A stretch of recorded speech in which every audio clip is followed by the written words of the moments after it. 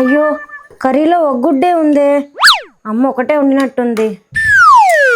సర్లే ఈ ఎగ్ చెల్లికి వేసేద్దాం. అది ఎలాగో కొంచెం వీక్గా ఉంది కదా, కనీసం ఎగ్ తింటా అయినా బాగుంటుంది.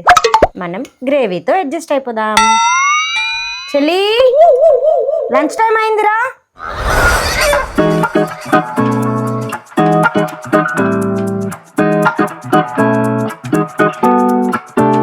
చెల్లి కర్రీ బాగుంది కదా? బాగుంది. అమ్మాయి కదా వండింది. అవును అమ్మే వండింది. కూరలో ఒక గుడ్డే ఉంది తెలుసా నీకు? తెలుసు. నువ్వు నాకు థ్యాంక్స్ చెప్పాలి. ఎందుకు? ఆ ఉన్న ఒక గుడ్డిని నేను తినకుండా నీకోసం సాక్రిఫైస్ చేశాను. యూ షుడ్ థ్యాంక్ మీ. అమ్మ ఒక గుడ్డే వండిందని ఎవరు చెప్పారు? రెండే వండింది. వండుతున్నప్పుడే నా వాట ఆల్రెడీ అయిపోయింది. ఇది నీ గుడ్డే. అంటే నీకు ఒక గుడ్డే ఉందని తెలుసా? తెలుసు.